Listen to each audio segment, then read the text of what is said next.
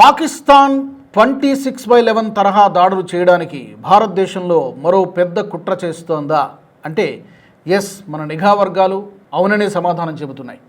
నిజానికి పహల్గామ్ దాడి తర్వాత జరిగినటువంటి ఆపరేషన్ సింధూర్లో పాకిస్తాన్కి ఘోరమైనటువంటి పరాభవం ఎదురైంది.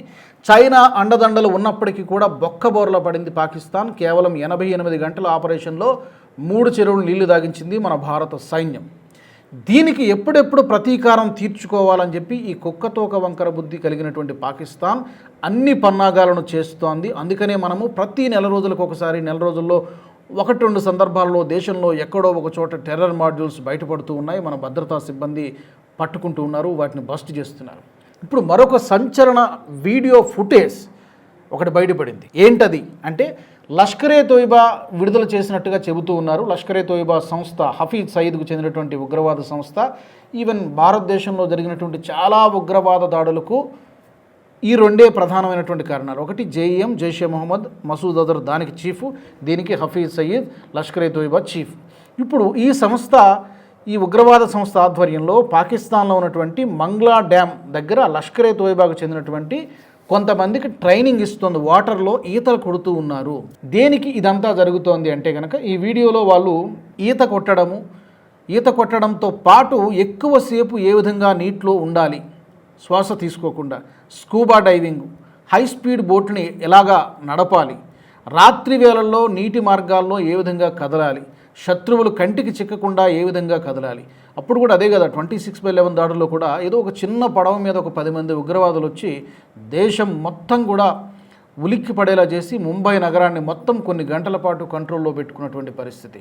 10 మంది ఉగ్రవాదులు దాదాపుగా 200 మంది ప్రజల అమాయకులైనటువంటి ప్రాణాలని పొట్టన పెట్టుకున్నారు. మన భారతదేశ చరిత్రలో ఒక బ్లాక్ డేగా మనం చెప్పుకోవచ్చు ఆ 26/11 ముంబై దాడులు. అదే సంవత్సరం 26 జూలైలో కూడా మరొక అటాక్ జరిగింది, గుజరాత్లో జరిగినటువంటి దాడులు. సో కొద్ది నెలల వ్యవధిలోనే ముంబైలో జరిగినటువంటి దాడులు. కాబట్టి యూపీఏ హయాంలో ఎక్కడ చూసినా బాంబు దాడులు. హైదరాబాద్లో ఇక్కడ గోకుల్ చాటు, లుంబిని పార్క్ దగ్గర బాంబు పేలుళ్ళు. జరగకపోతే ఆశ్చర్యం. ప్రతి నెల రోజుల్లో 2 నెలలకు ఒకసారి ఎక్కడో చోట బాంబు పేలుళ్ళు సర్వసాధారణంగా మారిపోయాయి 2004, 2014 ఆ మధ్యకాలంలో.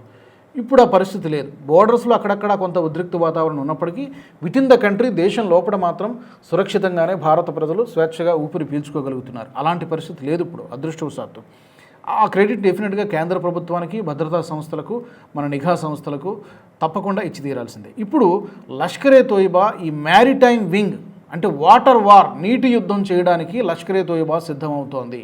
అంటే మనం ఇండస్ వాటర్ ట్రీటీని మనం అబేయన్స్లో పెట్టాం కదా, పాకిస్తాన్కి నీళ్లు వెళ్లకుండా అంటే సకాలంలో నీటిని విడుదల చేయకుండా అబేయన్స్లో పెట్టాం కాబట్టి అన్ని కవింపు చర్యలకు ఇది యాక్ట్ ఆఫ్ వార్గా మేము చూస్తుంది పాకిస్తాన్. మీరు కనుక నీటిని విడుదల చేయకపోతే మేము మీపై మీ డ్యాములను పేల్చేస్తాం, నయారా కంపెనీ పైన, ఆయిల్ రిఫైనరీపై దాడులు చేస్తాం, ఇలా రకరకాలుగా బెదిరింపులకు ఎప్పటికప్పుడు ప్రొవోకేటివ్ స్టేట్మెంట్స్ పాకిస్తాన్ నుంచి వస్తూనే ఉన్నాయి.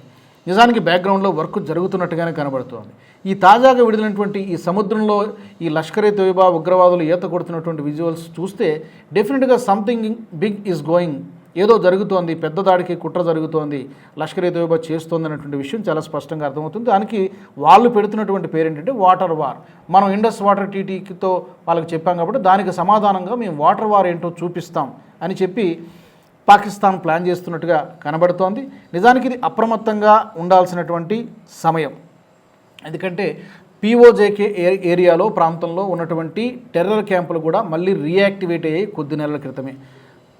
ఆపరేషన్ సింధూర్ తర్వాత కొన్ని నెలలు మొత్తం అంతా కూడా టెంట్లన్నీ సర్దేశారు, అక్కడి నుంచి దుకాణం కట్టేశారు. ఇప్పుడు మళ్ళీ ఈ మధ్య కాలంలో పాక్ ఆక్రమిత జమ్మూ కాశ్మీర్లో ఉగ్రవాద శిబిరాలు మళ్ళీ యాక్టివ్ అయినట్టుగా మన నిఘా సంస్థలు చెప్తున్నాయి.